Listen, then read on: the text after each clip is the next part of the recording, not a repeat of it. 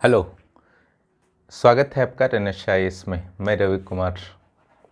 आज चलिए इतिहास की कक्षाओं को आगे बढ़ाते हैं। आज सिंधु घाटी सभ्यता समाप्त हो चुके हैं। आज से हम लोग जो है वैदिक सभ्यता को शुरू करेंगे। यहाँ सिंधु घाटी सभ्यता के बाद जो एक अंतराल हुआ, चूँकि आप मान सकते हैं सिंधु घाटी सभ्यता जो है 2000 से 1800 BC तक में समाप्त हो चुका था। और वैदिक सभ्यता का काल अगर देखा जाए तो 1500 BC से स्टार्ट होता है। 1500 BC से स्टार्ट होता है और यह 600 BC तक चलता है। 600 BC यानी कि 600 बिफोर क्राइस्ट। तो यहाँ पर आप देखेंगे कि बीच का जो 200-400 सालों का अंतराल था, वहाँ पर मैंने बताया कि ताम्रपाषाण संस्कृतियाँ थीं, जिसमें आहार, कैथा, मालवा संस्कृतियाँ थीं और साउथ में जोरवे संस्कृतियाँ थीं। तो यहाँ पर जो है वैदिक सभ्यता और हड़प्पा सभ्यता, एक गैपिंग के कारण ही बहुत सारे इनमें विभिन्नताएं आ गई। ठीक है। जो सबसे प्रमुख यहाँ पर विभिन्नता था कि वहाँ पर जो शहरी सभ्यता था और एक नियोजित शहर से, वहाँ पर एक नियोजित शहर व्यवस्था था, यहाँ ग्रामीण व्यवस्था था। ठीक है। इसके अलावा अन्य बहुत सारी विभिन्नताएं थीं, उस पर हम लोग मुख्य परीक्षा में चर्चा करेंगे। अभी के लिए वो प्रारंभिक परीक्षा के लिए उतना महत्वपूर्ण नहीं है, लेकिन वहाँ कांसा का प्रयोग होता था और यहाँ पर जो है तांबा का, ऋग्वैदिक काल में तांबा का प्रयोग हुआ और बाद में उत्तर वैदिक काल में लोहा का भी प्रयोग होने लगा।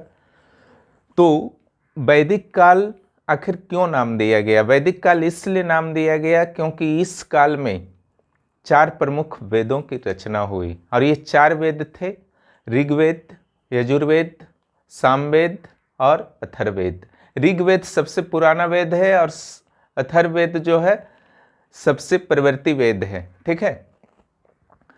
तो वैदिक काल को 2 पार्ट में बांटा गया है।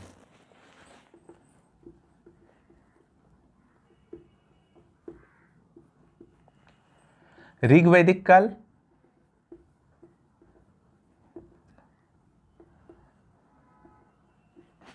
उत्तर वैदिक काल।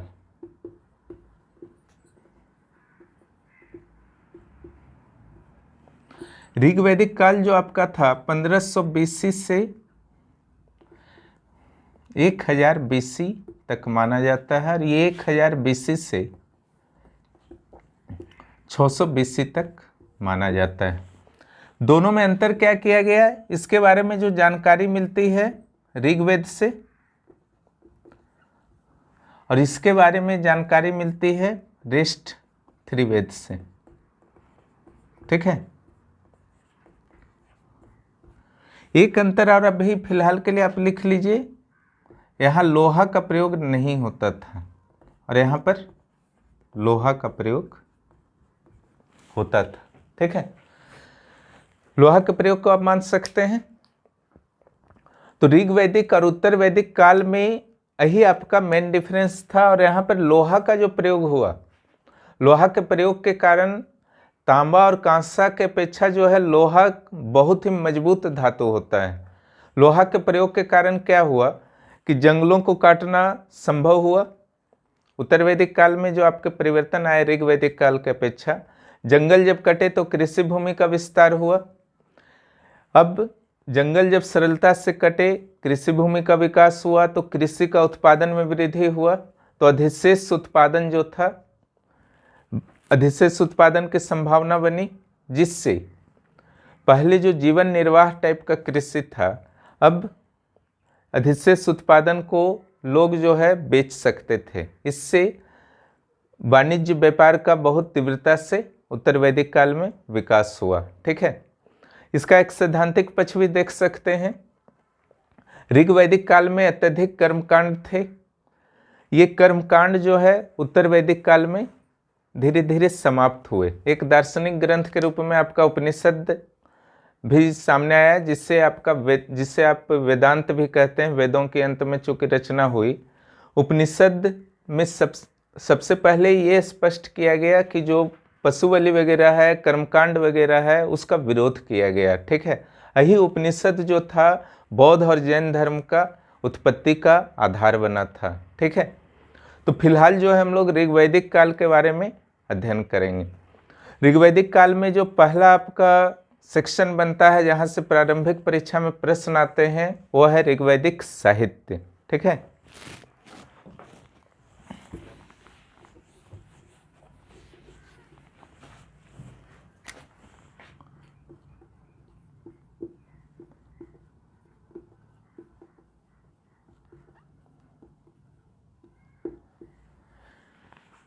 ऋग्वैदिक साहित्य के बाद ही हम लोग स्पेशली ऋग्वैदिक काल और उत्तर वैदिक काल का स्टडी करेंगे। ठीक है, ऋग्वैदिक साहित्य में आपके सबसे पहले जो आते हैं वेद। स्रोत में भी मैं पढ़ा चुका हूं, ब्राह्मण, आरण्यक।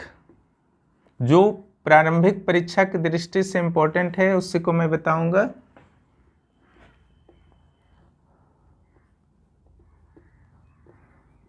उपनिषद,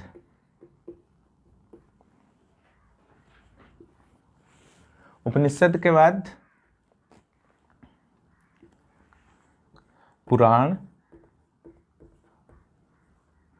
सूत्र,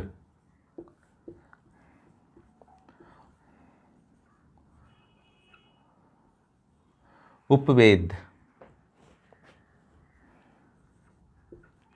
वेदांग। उपनिषद में वेदांत आप लिख सकते हैं, वेदांत भी कहा जाता है। इसके अलावा आप अध्ययन कर सकते हैं पुजारी के बारे में,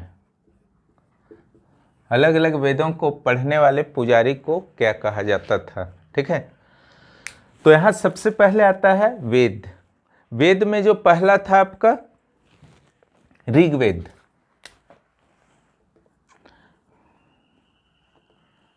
सामवेद, यजुर्वेद, अथर्ववेद। ठीक है, ऋग्वेद में आपके कुल 10 मंडल थे। ठीक है, यहाँ 10 मंडल था ऋग्वेद में, और अथर्ववेद में जो था 20 मंडल था।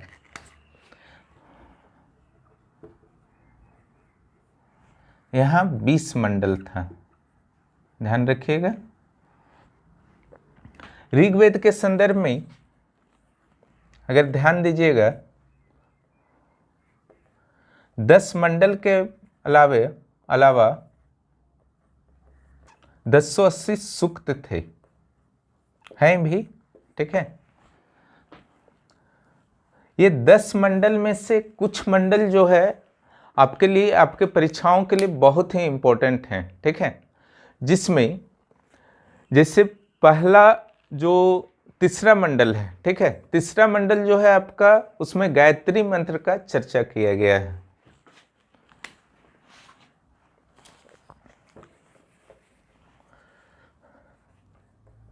तीसरा मंडल गायत्री मंत्र का चर्चा किया गया है।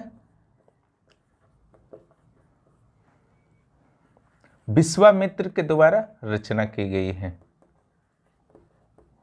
विश्वामित्र। ठीक है,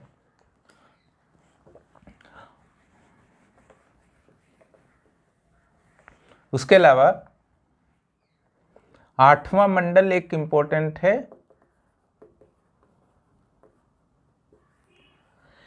ये महिलाओं के द्वारा रचना की गई है।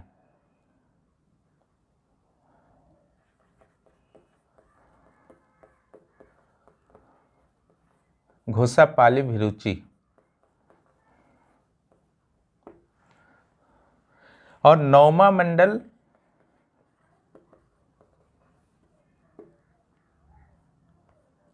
सोमदेव को समर्पित है, सोमदेव। और 10वां मंडल जो है, इसमें पुरुष सूक्त का विवरण है।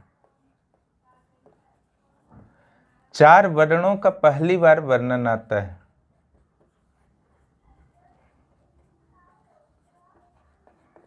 ठीक है। 10वां मंडल जो है उसमें 4 वर्णों का विवरण दिया गया है। अगर ये प्रश्न आता है कि 4 वर्णों का विवरण जो है सबसे पहले किस मंडल में दिया गया, तो यह 10वां मंडल होगा ऋग्वेद का। ठीक है, तो इस ढंग से आपका 10 मंडल में 2-3 मंडल जो हैं बहुत इंपॉर्टेंट हैं, उसको ध्यान दीजिएगा। कुछ मंडल जो हैं आपके भारद्वाज के द्वारा आपका लिखे गए हैं, कुछ जो है वशिष्ठ के द्वारा लिखे गए हैं, अत्रेय के द्वारा, अलग अलग ऋषियों के द्वारा लिखे गए हैं। यहाँ पर एक चीज और ध्यान दीजिएगा,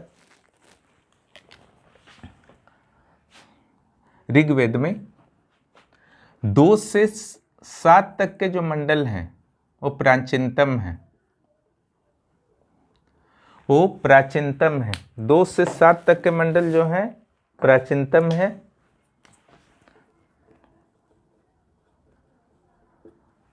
और 1, 8, 9, 10 प्रवृत्ति हैं। इतना ध्यान देना है। अब रह गया अगला सामवेद। ठीक है, सामवेद में जो है कुल आपके 1810 मंत्र हैं। ठीक है, जिसमें 75 ही नए हैं, बाकी जो हैं ऋग्वेद से ही लिए गए हैं। ये संगीत से संबंधित माना जाता है। ठीक है, इसका जो मूल है संगीत से संबंधित है। और आते हैं अगला यजुर्वेद। ठीक है, यजुर्वेद जो है आपका यज्ञ के बारे में जानकारी देता है। जो आप सुने होंगे वाजपेयी यज्ञ, ठीक है, राजसूय यज्ञ, ठीक है, सारे यज्ञों का, अश्वमेध यज्ञ, सारे यज्ञों का विवरण कहाँ मिलेगा? यजुर्वेद में मिलेगा। ठीक है, उसके बाद आपका आता है अथर्ववेद। अथर्ववेद में औषधि और जादू टोना से रिलेटेड जानकारियां दी गई हैं, और उसके जो है कुल 20 मंडल हैं अथर्ववेद में। ठीक है, तो इतने सारे फैक्ट्स को जो है ध्यान रखिएगा, जो परीक्षा की दृष्टि से आपके इंपॉर्टेंट हैं। ठीक है, अब आइए ब्राह्मण।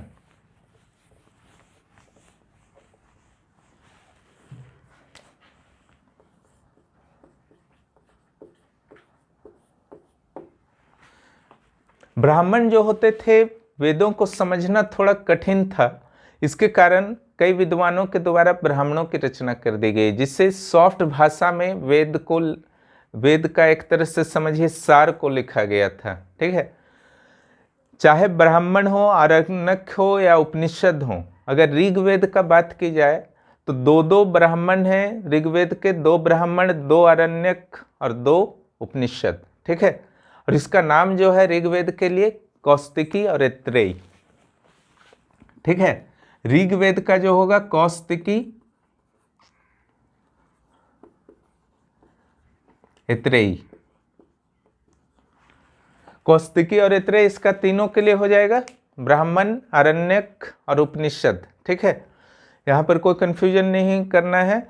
उसके बाद आपका अगला जो आता है सामवेद। ठीक है, सामवेद में जो आपका सबसे प्रमुख ब्राह्मण है पंचविश ब्राह्मण है। ठीक है,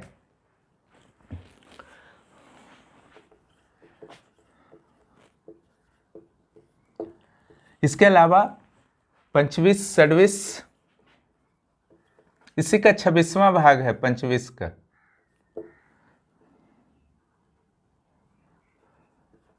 जैमिनी, छांदोग्य,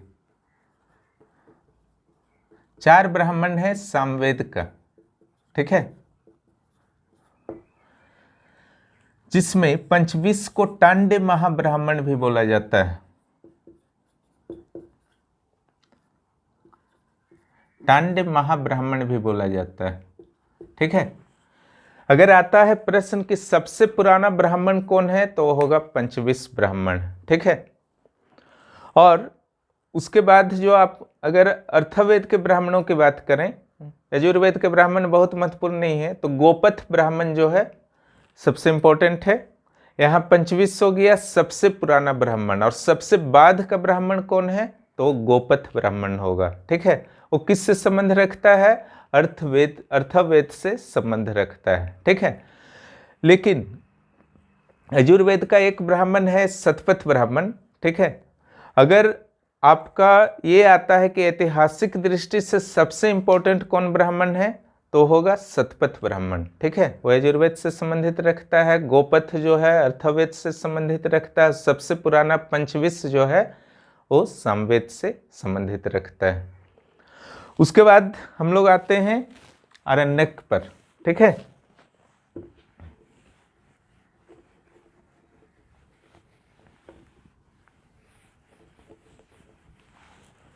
आरण्यक जो था आपका रहस्यवादी ग्रंथ था। अरण्य माने जंगल होता है, जंगलों में लिखा गया था, ये रहस्यवादी था, यानी कि आत्मा परमात्मा ईश्वर के बारे में बातें करता था, ठीक है।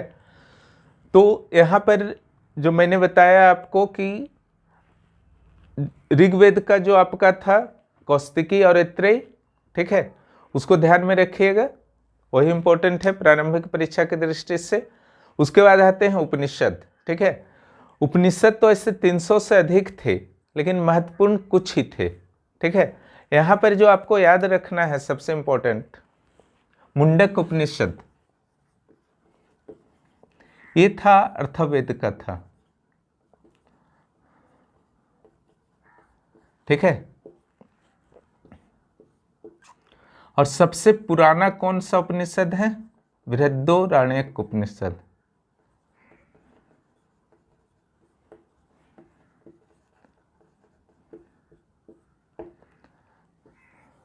मुंडको उपनिषद क्यों प्रसिद्ध है, यह आपका अक्सर क्वेश्चन आता है कि सत्यमेव जयते कहाँ से लिया गया है, तो ही मुंडक उपनिषद से लिया गया है, जो अर्थवेद का ही उपनिषद है, ठीक है। तो इतना उपनिषद में याद रखिएगा।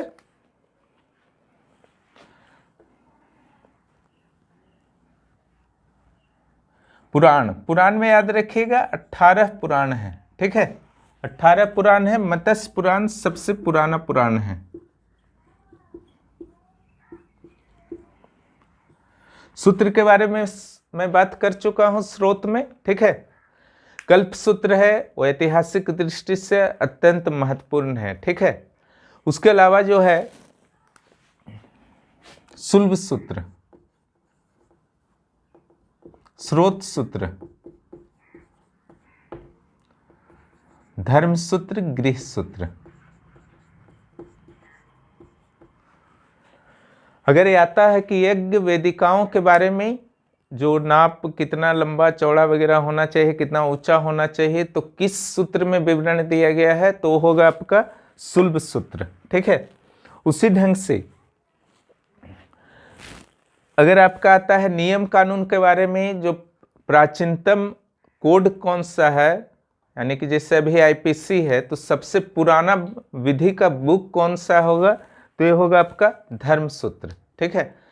और स्रोत सूत्र यज्ञों के बारे में जानकारी देता था, और गृह सूत्र जो था, जो घरेलू संस्कारों के बारे में, तरह तरह के जो संस्कार होते थे, जन्म के समय, मृत्यु के समय, मुंडन के समय, विवाह के समय, ठीक है। तो इस सारे संस्कारों के संबंध में कौन जानकारी देता है, गृह सूत्र देता है, ठीक है। तो इतना सारा सूत्र के लिए आप याद करेंगे, काफी रहेगा, ठीक है। उपवेद,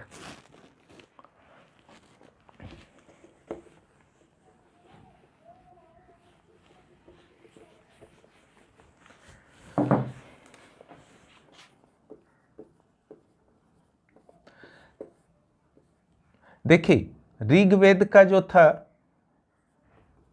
आयुर्वेद था, सामवेद संगीत से संबंधित है, इसका था गंधर्व वेद।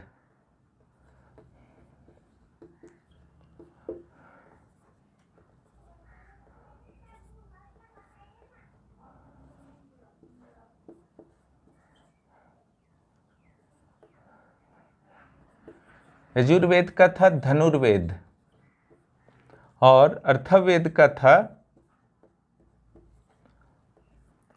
शिल्पवेद,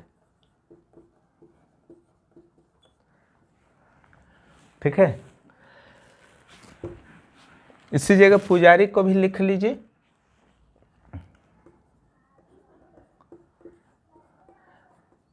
ऋग्वेद को पढ़ने वाले जो पुरोहित होते थे उन्हें होत्री कहा जाता था। सामवेद उद्गात्री।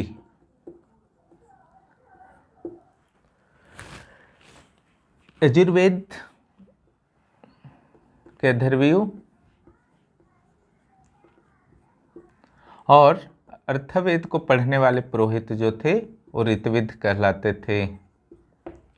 ठीक है, ये उपवेद और पुजारी से रिलेटेड हो गए। ठीक है, इसके अलावा जो है वेदांग की भी रचना की गई, जो वेदों को पढ़ने में, समझने में, ठीक है, और वेदों के अनुसार क्रियाओं को करने में मदद करता था, जिसके बारे में मैं स्रोत के बारे में, स्रोत भारतीय इतिहास के स्रोत में पहले ही पढ़ा चुका हूं।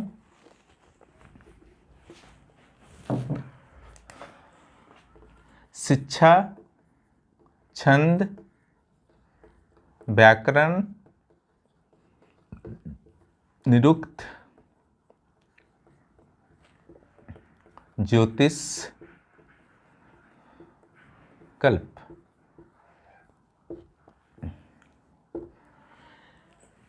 ये दोनों जो है पढ़ने के लिए यूज होता था और ये दोनों जो है समझने के लिए, ये करने के लिए।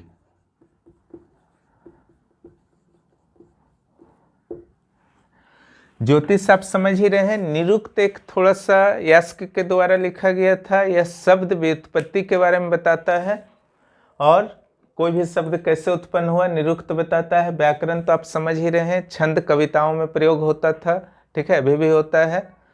तो इस ढंग से ये वेदांग आपके थे। ठीक है, यहाँ पर जो अगर इन सारे वेदांगों की शारीरिक अंग से जो तुलना की गई है, नाक से इसका तुलना किया गया है, इसका पैर से, इसका मुंह से, इसका कान से,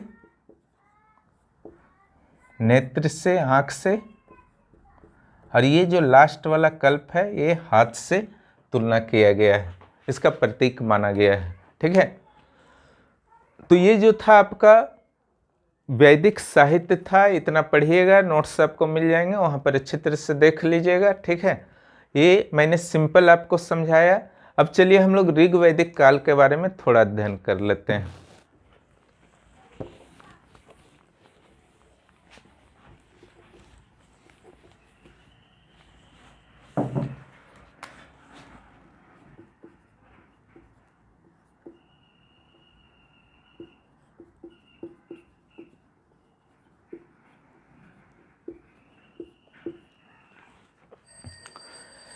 ऋग्वैदिक काल जो है झारखंड के मुख्य परीक्षा में भी वैदिक काल और वैदिक साहित्य डाले गए हैं, इस पर विशेष ध्यान दीजिएगा, ये मुख्य परीक्षा की दृष्टि से भी इम्पोर्टेंट है।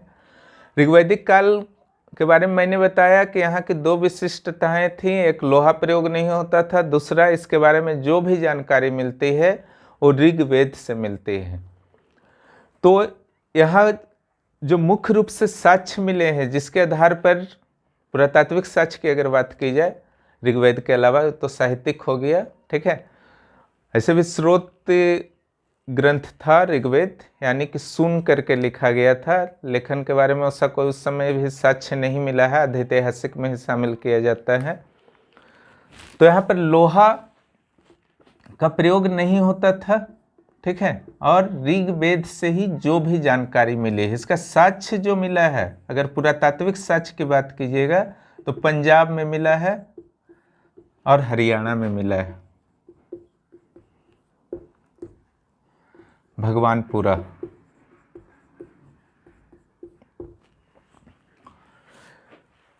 ऋग्वैदिक काल के बारे में जो सबसे पहले आपको जानना है, ठीक है, कि इसका काल क्या था। ठीक है, और क्योंकि देखिए काल जो है अलग अलग मान्यता है, अलग अलग विद्वानों के द्वारा अलग अलग दिया गया है, लेकिन जो सर्वमान्य है, ठीक है, वो है मैक्स मुलर का।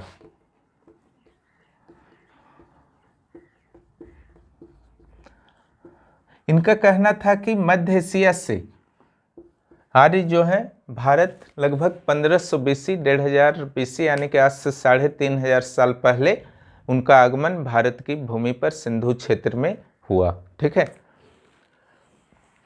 उसके बाद काल के बाद आपको क्षेत्र के बारे में जानना है, कहाँ से आए थे। तो ये मध्य एशिया, मैक्स मुलर का जो मत है, उन्होंने अपने पक्ष में बहुत सारे तरह के प्रमाण दिए थे। ठीक है, आर्यों का एक समूह जो है कैस्पियन सी और आसपास के इलाका से जो है पश्चिम की ओर चला गया, एक समूह पूर्व की ओर वहाँ से आया। ठीक है, इंडिया की ओर आया, तो दोनों समूह जो है बट गया था। और भी बहुत सारे भाषाओं के समानता के आधार पर संस्कृत, जर्मन संस्कृत, अंग्रेजी संस्कृत, फ्रेंच में बहुत सारे समानताओं के आधार पर उन्होंने सिद्ध करने का प्रयास किया कि आर्यों का मूल स्थान जो है मध्य एशिया ही था। इसलिए वर्तमान में उनके मत को ही मान्यता दी गई है। ठीक है, अगर जब वो आर्य भारत आए तो उनका विस्तार जो है मुख्य रूप से कहाँ हुआ, ये भी आपको समझना होगा।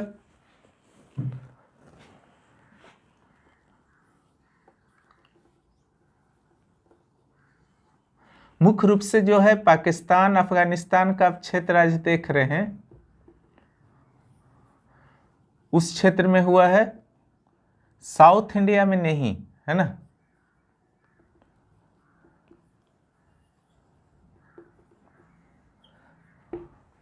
अभी वैदिक काल का बात किया जाएगा।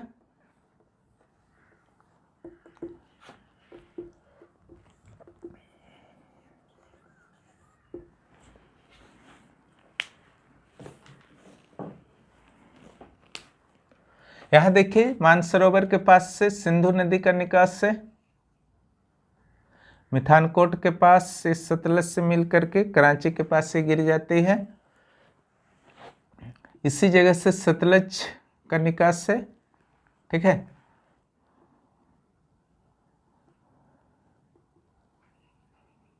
ये रावी है,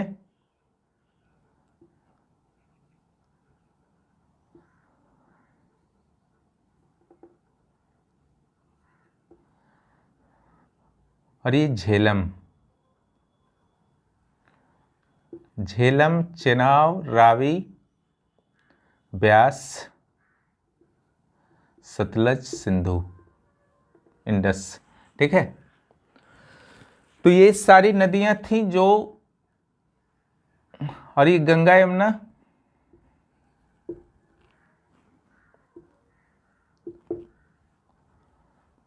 यहाँ विलुप्त सरस्वती, घग्गर, यहाँ काबुल नदी कर दीजिए, कुंभा।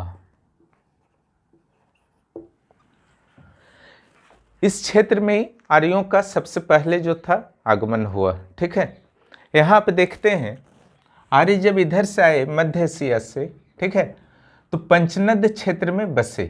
ठीक है, सिंधु नदी और उनकी सहायक नदियों के क्षेत्र में बसे, और यहाँ पर जो था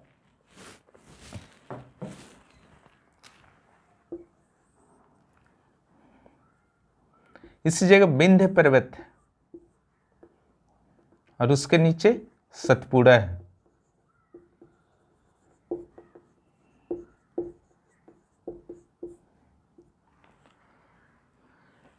ऋग्वेद में विंध्य और सतपुड़ा का भी विवरण आया है, गंगा का एक बार विवरण आया है, यमुना का 3 बार विवरण आया है। ठीक है, लेकिन सर्वाधिक विवरण जो है आपका आया है सिंधु नदी का। ठीक है, तो सबसे महत्वपूर्ण नदी अगर पूछा जाएगा ऋग्वैदिक काल का तो सिंधु नदी होगा, लेकिन सबसे पवित्र नदी अगर पूछा जाएगा तो सरस्वती होगा। हालांकि विवाद है कि सरस्वती नदी भारत में थी या फिर अफगानिस्तान में। ठीक है, अभी ये विवादित विषय है, लेकिन ये चीज कन्फर्म है कि उस काल की सबसे पवित्र नदी सरस्वती नदी थी, क्योंकि ऋग्वेद की रचना उसी नदी के तट पर हुई थी। ठीक है, तो ये जो क्षेत्र था पंचनद से लेकर के सिंधु तक का, ठीक है, इस सारे क्षेत्र को जो बोला जाता था मध्य देश। ठीक है, मध्य देश कहा जाता था, और इस क्षेत्र को कहा जाता था ब्रह्मावर्त नॉर्थ में। ठीक है, तो ब्रह्मावर्त हो गया और नीचे हो गया आपका मध्य देश, ठीक है। ये कंप्लीट हो गया मध्य देश और ये सेक्शन हो गया ब्रह्मावर्त, गंगा यमुना से लेकर के सिंधु तक का क्षेत्र, ठीक है। तो ये क्षेत्र जो था इनका शुरुआती विस्तार का क्षेत्र था। उसके बाद इनका विस्तार उत्तर वैदिक काल में इस ओर होता है, यानी कि पूर्व की ओर होता है। तो एक पता कैसे चला, ठीक है। तो पता चला इनके द्वारा जो ऋग्वेद में अलग अलग नदियों, पहाड़ों इत्यादि के नाम जो दिए गए थे उससे पता चलता है, ठीक है। तो यहाँ पर देखिए नदी का नाम अगर देखते हैं तो ऋग्वेद में कुल 42 नदियों की संख्या बताई गई। हालांकि नाम जो बताए गए हैं मात्र 19 नदियों के बताए गए हैं, ठीक है। और सबसे ज़्यादा जो है बार सिंधु नदी का प्रयोग किया गया है और सरस्वती नदी का, ठीक है। गंगा यमुना का मैंने बताया कि 3 और 1 बार, यमुना का 3 और गंगा का 1 बार प्रयोग हुआ है। इसके अलावा इधर की कुछ नदियां हैं जो काबुल, कुंभा इत्यादि नदियों का प्रयोग किया गया है और इसका जो नाम रखा गया है सतलज सुतुद्री कहा गया है, ठीक है। सतलज को सुतुद्री, व्यास को विपाशा, चेनाब को अस्किनी, ठीक है, रावी को परुष्णी और झेलम को वितस्ता, ठीक है। इसको जो कहा गया है झेलम को वितस्ता, ये थोड़ा अलग नाम है, और रावी को परुष्णी। ये सब आते हैं एग्जाम में, है ना। व्यास, विपाशा, सतलज, सुतुद्री लगभग मिलता जुलता है, ठीक है। सिंधु सिंधु ही था। तो इस ढंग से अलग अलग नदियों के जो नाम दिए गए हैं और स्पेशली इनके नाम जहाँ पर उनका विशेष रूप से बसाव था, ठीक है। अफगानिस्तान के भी नदियों के नाम दिए गए हैं, उसके अलावा पहाड़ों के नाम दिए गए हैं, ठीक है। पहाड़ में आपका हिमालय था, विंध्य और सतपुड़ा, ठीक है। हिमालय को कहा गया है मुजवंत, हिमवंत, सुसोम, ठीक है। इस ढंग से नाम दिया गया है। हिमवंत इसलिए कहा गया है क्योंकि वहाँ पर हमेशा जो है बर्फ का जमाव होता था, ठीक है। इसके अलावा समुद्र का विवरण जल बहुत बड़ी जल राशि के रूप में किया गया है, लेकिन संभवतः उनको समुद्र के बारे में जानकारी नहीं थी। इसके अलावा जो है आपको मरुस्थल को धन्व कहा गया है, मरुस्थल के बारे में भी जानकारी दी गई है।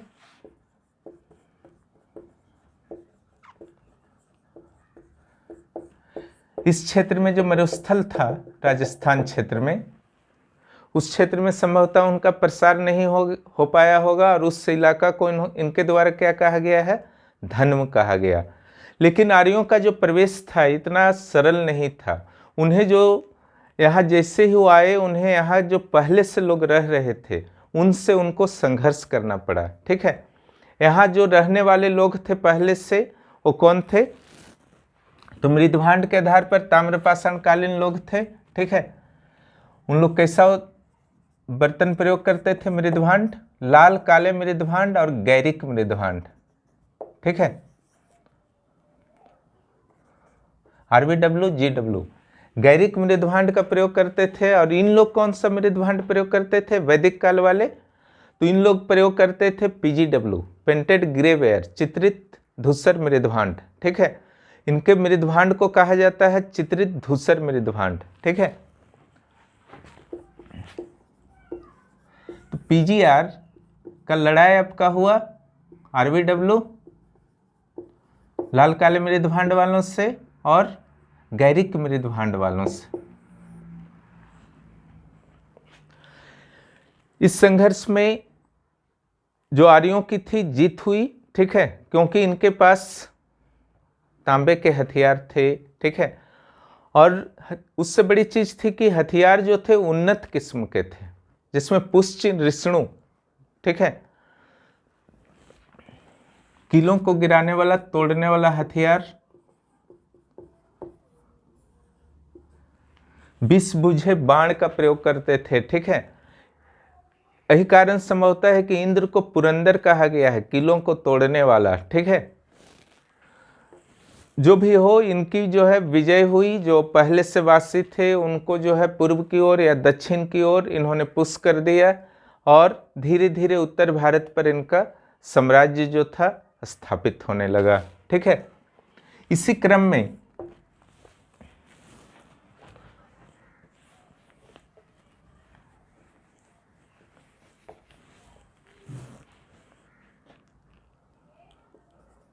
दास और दस्यु, दास और दस्यु के साथ इनकी शत्रुता थी। दास और दस्यु में थोड़ा सा अंतर था, ध्यान दीजिएगा। दस्यु जो थे यहाँ के मूल निवासी थे और दास जो थे आर्यों में ही कुछ रिजेक्टेड लोग थे। ठीक है, इन दोनों से जो है इनकी शत्रुता थी। ठीक है, जब संघर्ष हुआ तो इस संघर्ष में जो सबसे बड़ा युद्ध हुआ, निर्णायक युद्ध हुआ, उसको कहा जाता है दसराज युद्ध। दसराज युद्ध में राजा सुदास जो थे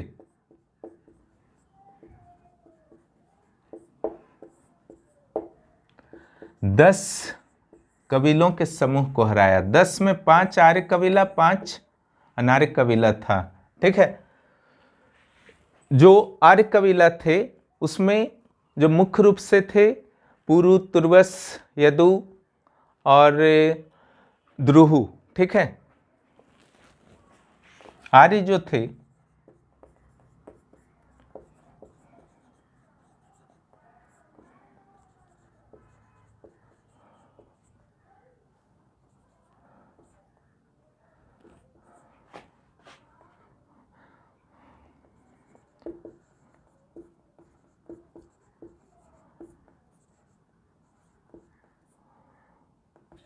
भलानस, संकीर्ण पक्त, भलानस, विषाणी।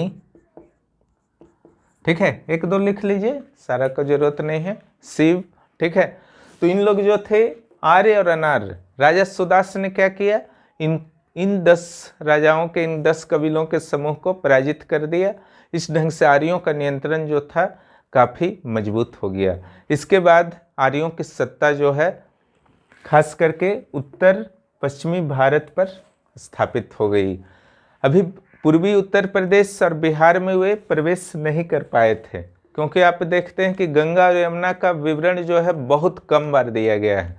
जब प्रशासन स्थापित हुआ तो इनके द्वारा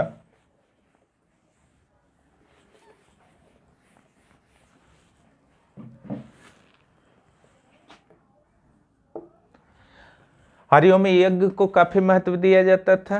ठीक है, तो इनके द्वारा अपनी एक व्यवस्था स्थापित की गई। ठीक है, जिसमें अनार्यों के लिए कोई स्थान नहीं था इस व्यवस्था में। ठीक है, क्योंकि उनको एक तरह से वे हीन दृष्टि से देखते थे, क्योंकि उनको मानते थे कि ये देव का पूजक नहीं है, अद्वैयु हैं। ठीक है, इनको लिंग और योनि का पूजक मानते थे। ठीक है, शिशन पूजक मानते थे। जो आप देखे हैं कि लिंग और योनि की पूजा जो है सिंधु घाटी सभ्यता की एक प्रमुख विशेषता थी। उसी से प्रभावित होकर के बाद की सभ्यताएं भी संभवतः इनका पूजन करती होंगी। इसके अलावा वेद का नहीं अध्ययन करने वाले मानते थे। ठीक है, उसके अलावा जो है ब्राह्मणों का सम्मान नहीं करने वाले मानते थे, काले वर्ण के लोग मानते थे। तो इस ढंग से उनको जो है हीन दृष्टि से देखा जाता था। इस कारण इनके प्रशासन व्यवस्था में अनार्यों को किसी तरह का स्थान नहीं दिया गया था। दस्यु के साथ साथ दास को भी रिजेक्ट किया गया था। ठीक है, तो इनका जो प्रशासन व्यवस्था था शुरुआती तौर में आप देखते हैं कि राजतंत्रात्मक संभव नहीं था। ठीक है, क्योंकि एक तो जनसंख्या सीमित थी और ऊपर से संसाधन सीमित थे। ठीक है, इसलिए प्रजातांत्रिक शासन प्रणाली ही ज़्यादा बेहतर था, न कि राजतांत्रिक। ठीक है, क्योंकि राजतांत्रिक शासन प्रणाली के लिए अकूत मात्रा में संसाधन की ज़रूरत होती है, कर व्यवस्था की ज़रूरत होती है। लेकिन शुरुआती तौर में जो था कर कलेक्शन करना ज़बरदस्ती संभव नहीं था, क्योंकि पैसा अगर किसी के पास नहीं रहेगा तो वो कहाँ से देगा। इसलिए स्वैच्छिक कर व्यवस्था थी, जिसे बलि कहा जाता था। ठीक है, और दूसरा जो था चूंकि ये कबीलों का प्रमुख की तरह राजा होता था, ठीक है, जो सिचुएशन था उसके अनुसार विचार कीजिए कि उस समय के संसाधन चूंकि कम थे, इसलिए राजा जो था आपका वंशानुगत नहीं हो सकता था। उस समय अत्यधिक योग्य लोगों को ही चुना जाता था, तो चुनाव की व्यवस्था थी जो कबीलों की सहमति से होती थी, ठीक है। और कोई भौगोलिक सीमा निश्चित नहीं था, क्योंकि जमीन की मात्रा में कमी नहीं था, जमीन के लिए लड़ाई ज्यादा नहीं होते थे। भौगोलिक सीमा का कोई सवाल ही नहीं था उस समय, क्योंकि जमीन का समस्या नहीं था। जमीन की जगह जो था पशुओं का ज्यादा महत्व था, गाय का। लड़ाइयां जो होती थी गायों के लिए होती थी, ठीक है। गणपति राजा को इसलिए कहा गया है, गोपति भी कहा गया है, गणतंत्रात्मक प्रमुख था इसीलिए, ठीक है। अभी एक संयोग का बात अलग था कि अगर कोई व्यक्ति राजा है और उसके बेटा को फिर से राजा बना दिया गया तो एक संयोग था, ठीक है। लेकिन वंशानुगत टाइप का कोई भी वहां पर शासन प्रणाली नहीं थी, ठीक है, इसको ध्यान रखिएगा। ना ही भौगोलिक विस्तार था। शासन व्यवस्था में अगर हम देखते हैं तो प्राचीन संस्थाओं का भी विकास हुआ था इस काल में, ठीक है। और ये ऋग्वेद से पता चलता है। इनमें से कुछ संस्थाएं जो उच्च वर्ग का प्रतिनिधित्व करती थी वो बहुत ज्यादा मजबूत नहीं थे, लेकिन जो सामान्य वर्ग का प्रतिनिधित्व करती थी संस्थाएं वो ज्यादा मजबूत थे, क्योंकि गणतंत्रात्मक शासन प्रणाली थी। लेकिन अगर तुलना थोड़ा सा उत्तर वैदिक काल के साथ करें तो धीरे धीरे कहीं ना कहीं ये गणतंत्रात्मक स्वरूप जो है, जैसे जैसे राजा के शक्ति और संसाधन वृद्धि हो रहे थे, वो गणतंत्रात्मक स्वरूप जो है राजतंत्रात्मक स्वरूप की ओर बढ़ रहा था। तो उन संस्थाओं की शक्ति में वृद्धि हुई जो संस्थाएं उच्च वर्ग का प्रतिनिधित्व करती थी। इसको समझिए।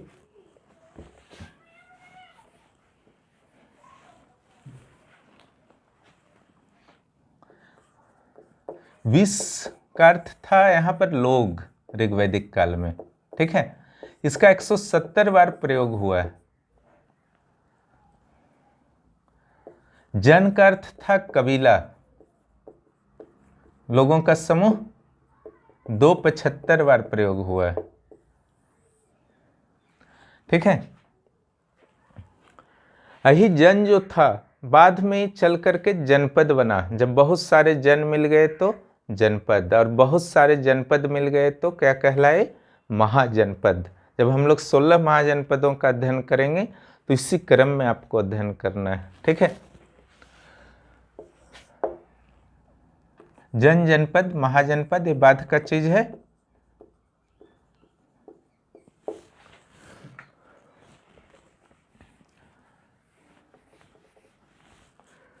संस्थाओं में अगर आप देखिएगा जिसके आधार पर शासन वगैरह होते थे,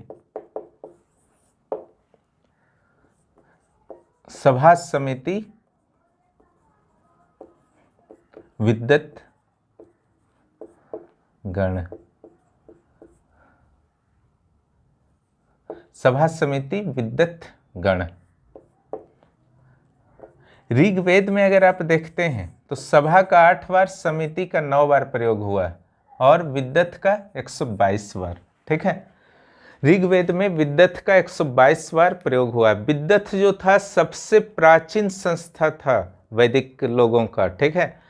और उसमें सारे लोगों का प्रतिनिधित्व होता था। ये सैन्य और असैन्य हर तरह के कार्यों को कौन देखता था? विद्वत।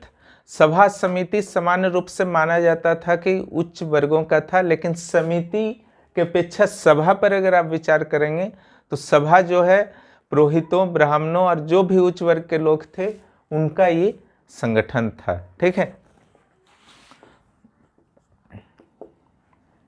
इसका हेड जो कहलाता था सभई, ठीक है। समिति जो होता था ये सामान्य लोगों का ही प्रतिनिधित्व करता था, लेकिन विद्वत जो था बहुत ही एक व्यापक संस्था था ऋग्वैदिक काल में, ठीक है। विद्वत का ही समझ लीजिए कि एक प्रतिनिधि स्वरूप था, काउंसिल ऑफ मिनिस्टर के रूप में आप समिति को समझ सकते हैं। समिति का इतना अधिक महत्व था ऋग वैदिक काल में कि राजा तक को समिति के समक्ष उपस्थित होना पड़ता था। जैसे प्रवाहन जैमिली पंचाल के शासक थे, राजा थे, ठीक है, गणपति आप बोल सकते हैं, उनको समिति के समक्ष जो है जाकर के उपस्थित होना पड़ा था, ठीक है। श्वेतकेतु का घटना का एक जिक्र है ऋग्वेद में, उस मामले में वो समिति के समक्ष जो है उपस्थित हुए थे, ठीक है। सभा और समिति का महत्व जो था ऋग्वैदिक काल में विद्वत के अपेक्षा कम था, और सभा का जो महत्व था समिति के अपेक्षा कम था, ठीक है। लेकिन उत्तर वैदिक काल में क्या होता है, थोड़ा सा तुलना कर लीजिए, आसानी होगा समझने में। ऋग वैदिक काल में आप देखते हैं गण जो था वो सैन्य क्षेत्र से संबंधित था,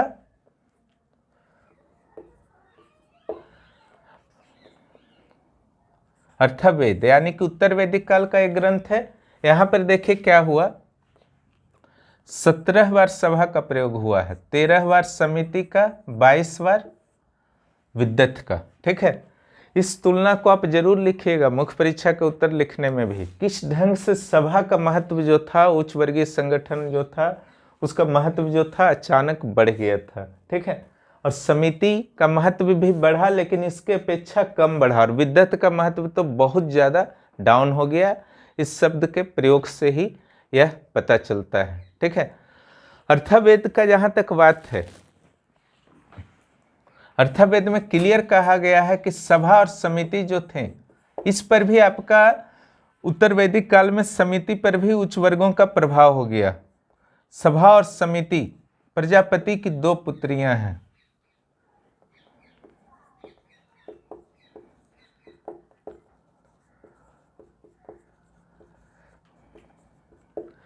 प्रजापति जो थे ईश्वर के स्वरूप माने जाते थे उत्तर वैदिक काल में। अब उनके ही पुत्रियां बता दी गई, यानी कि कितना ज़्यादा महत्व बढ़ा दिया गया। सभा को नरिष्ठा कहा गया है अर्थवेद में, नरिष्ठा यानी कि जिसका आप उल्लंघन नहीं कर सकते हैं, ठीक है। तो इस ढंग से जो है कुछ वर्गों का, जो संपन्न वर्ग थे, प्रभावी वर्ग थे, उनका प्रभाव जो है उत्तर वैदिक काल में बढ़ रहा था, और कहीं ना कहीं प्रशासनिक व्यवस्था जो है गणतंत्र से राजतंत्र की ओर बढ़ रही थी। ऐसा आप नहीं बोल सकते थे कि राजतंत्र का विकास हो चुका था। ये विकास हुआ आपका 16 महाजनपदों के काल में, हालांकि उसमें भी कई महाजनपद जो थे गणतंत्रात्मक स्वरूप के थे, और कई महाजनपद, अधिकांश महाजनपद जो थे राजतंत्र के स्वरूप को प्राप्त कर चुके थे, ठीक है।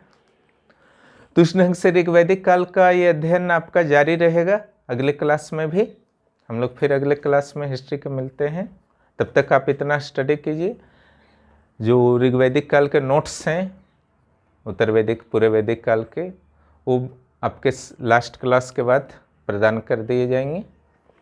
और जेपीएससी के वैकेंसी जो हैं बहुत जल्द आने वाले हैं। उसके बाद मैं जेपीएससी प्रारंभिक परीक्षा के लिए रणनीति ज़रूर बताऊंगा कि किस तरह से आप तैयारी करें, और किस तरह से जो मेरे द्वारा दिए जा रहे हैं क्लासेस उसका प्रयोग करें। क्लासेस को अच्छी तरह से देखिए, और जो भी इससे संबंधित प्रश्न फेसबुक ग्रुप में दिए जाते हैं उसको सॉल्व ज़रूर कीजिए, ठीक है। तो सफलता जो है आपका एक समझ लीजिए कि बहुत एक बैलेंस्ड वे में आपको मिल सकता है, जिसमें एक जो तनाव होता है कि बहुत सारे सोर्सेस होते हैं, उसमें से क्या पढ़ा जाए नहीं पढ़ा जाए, जो तनाव होता है उस तनाव से आप मेरे क्लासेस के माध्यम से निकल सकते हैं, ठीक है। यही एक रास्ता है। और वैकेंसी का वेट मत कीजिए, जो भी आपको तैयारी करना है, रणनीति बनाना है, बहुत अच्छी तरह से बनाइए और शुरू अब कर दीजिए। अगर नहीं किए हैं, जो कर दिए हैं वो काफ़ी अच्छा है, ठीक है। फिर मिलते हैं अगले क्लास में। धन्यवाद।